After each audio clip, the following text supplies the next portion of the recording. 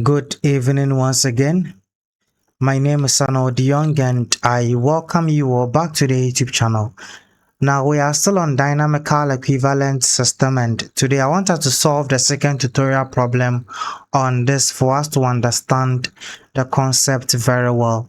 So the question reads, a connecting rod is suspended from 25 millimeters above the center of the small end. So we all know that a connecting rod is a rigid body. Before I continue to read the problem, let us get the idea of our connecting rod. Now, this will be a sketch of our connecting rod. This will be a sketch of our connecting rod. This is the small end. This is the center of the small end.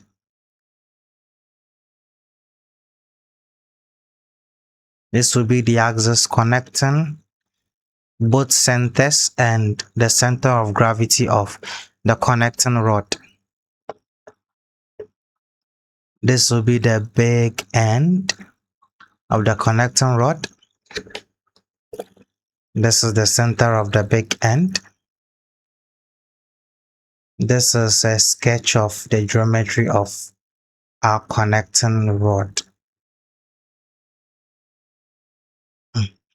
This is where the center of gravity is assumed to be located. That is it. Now, what is our question? So our question reads, a connecting rod is suspended from 25 millimeters above the center of the small end and 650 millimeters above its center of gravity. So what is the question trying to tell us? Now, this is the center of gravity of our connecting rod. So it is trying to tell us that our connecting rod has been suspended at some particular point to certain probably pin joint, right, or any other joint, and that particular point is 25 millimeters above the center of the small end. Now this is the small end and this is its center. Now, so above the center of the small end, let's assume that above the center of the small end, this is the point where our connecting rod has been hung from some particular point, joint or pin joint. Now the distance between this point and the center is 25 millimeters. So this is 25 millimeters. Yes. And it says, and 650 millimeters above its center of gravity. This is quite simple to understand. So meaning from this point to the center of gravity is 650 millimeters. So if the distance from this point to the center of the small end is 25 millimeters, then from here to here has to be 650 minus 25, and that will be 625. So the distance from here to this point is 625 millimeters. That is it. That is it. And it says its mass is 37.5 kilograms when permitted to oscillate. The time period found is 1.87 seconds. Find the dynamical equivalent system constituting of two masses, which one mass is located at the small end center. So first we can get our L1 from here. What do you think our L1 will be? Our L1 is going to be 625 millimeters. It is obvious. So from here to here is L1. That is it. That's all. Now we have to find M1 and M2. We are finding the dynamical equivalent system for this particular connecting rod. So we have to find M1 and M2. Now it is simple. We already know the formulas. What is M1? M1 is equal to capital M multiplying L2 divided by L1 plus L2. And M2 is capital M multiply L1, small l1, divided by L1 plus L2. That is it. Now we have capital M, we have small l1, but do we know L2? No, we don't know L2. I've already told you that never assume that the distance from this point to this point is L2. No. On our equivalent dynamical system, the L2 is going to be the distance between the second mass, which is M2, and the center of gravity. And we all know that the center of gravity of our rigid body coincides with that of the equivalent dynamical system, we know, but never say that the distance from this point to this point is L2. No, never say that. Never say that. Now we are to find M1 and M2. As I said, we know capital M. And what is capital M? It has already been given us 37.5 kilograms. We know L1, as I said, L1 is 625. Not as I said, we found that L1 is 625 millimeters. So our job here is to find L2, and we can go ahead to find M1 and M2. But we don't have any other information to find L2 straight away. And we've been given some particular hint. Now, we've been told that our connecting rod has been suspended.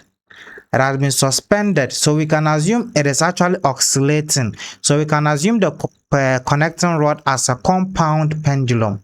Now, I've already derived this with you. I've already derived the formula for finding the natural frequency of a compound pendulum. Whenever I have a compound pendulum like this, suspended at some particular point, let's say this is the center of gravity of that particular compound pendulum. Now the distance from this point to this point is your h. From the point of suspension to the center of gravity is your h. We know.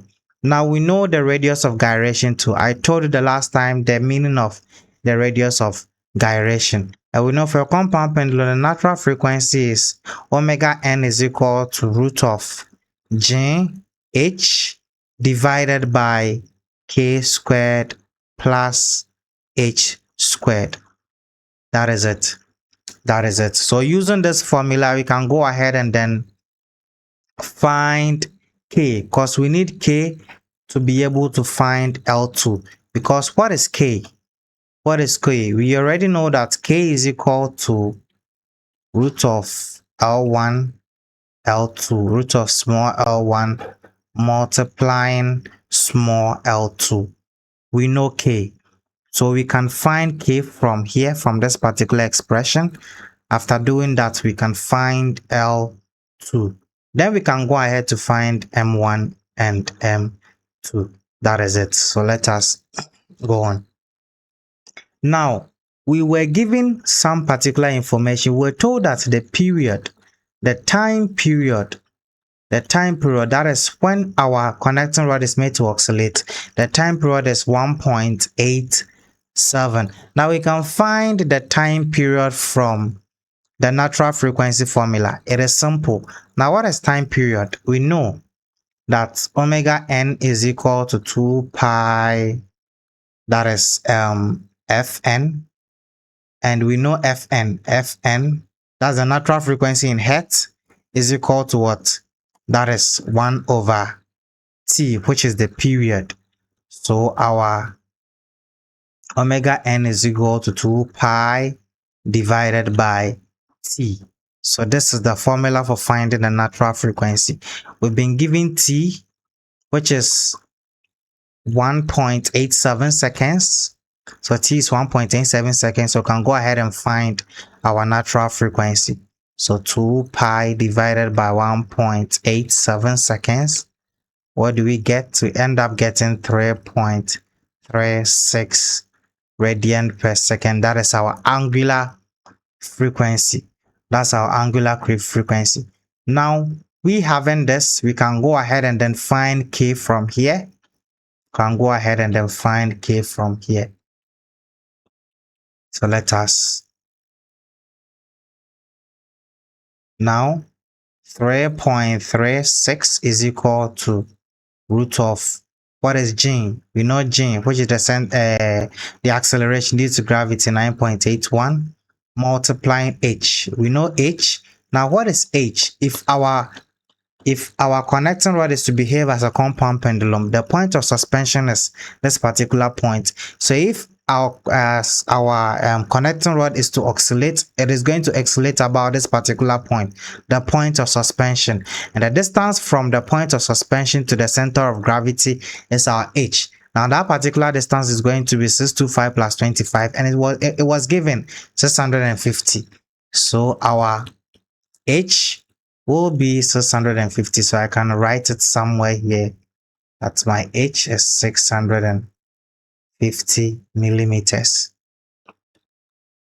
So 9.81 multiplying 650 millimeters. So in SI 0.65, 0.65 divided by K squared plus 0.65 squared. So I can go ahead and find K.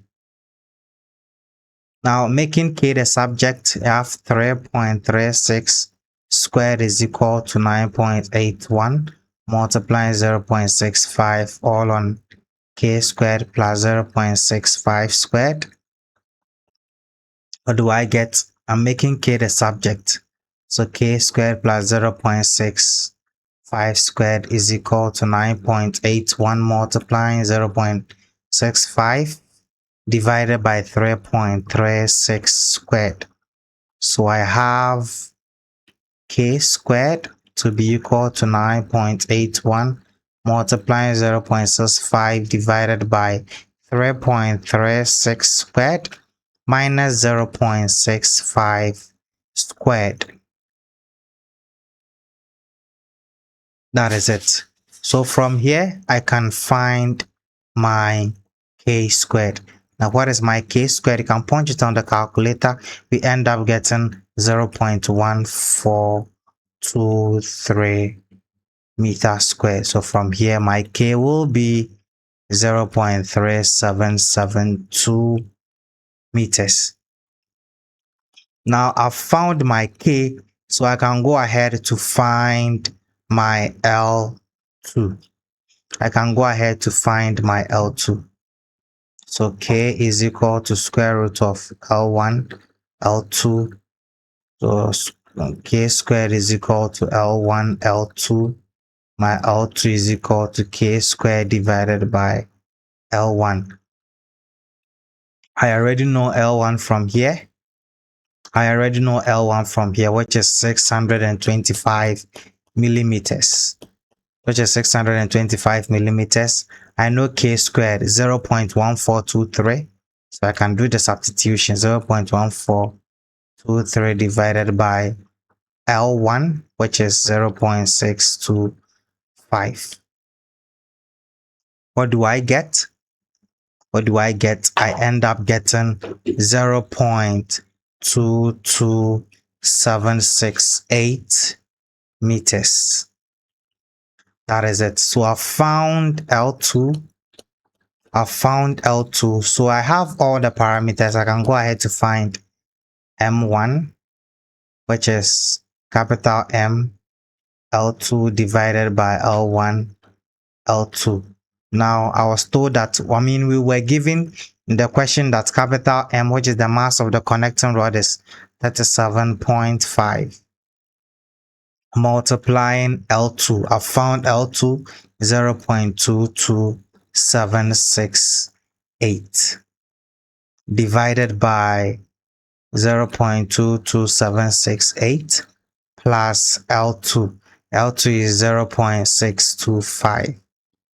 What do we get? We end up getting 10 almost 10 kilograms.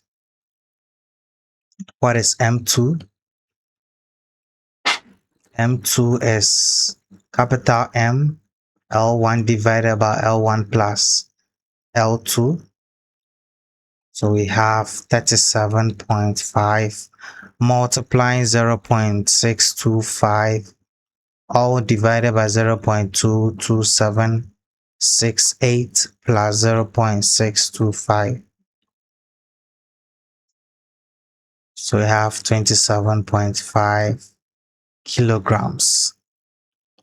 So we found the two masses that are going to be in our equivalent dynamical system.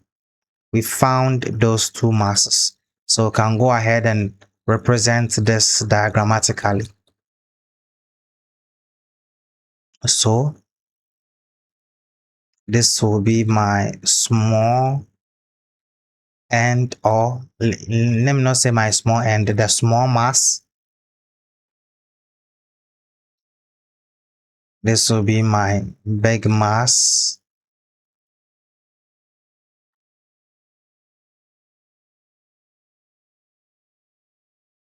This will be the point where the center of gravity is located. This will be my L1. This will be my L2. Now we have our mass 1, which was the least mass, and this is mass 2. That is it. So you can decide to fix in the values you've calculated for.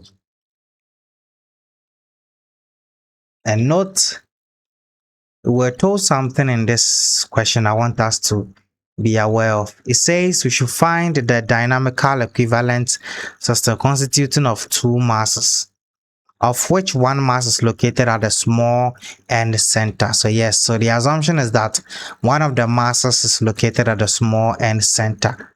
And as I said, we always assume that for the small mass, it is located at the small end.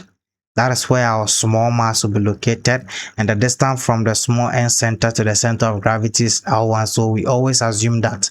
That was the reason why L1 wasn't difficult for us to obtain. That is it. So I think we are done with this problem. I think we are done. I will meet you in the next tutorial problem. Have a wonderful evening.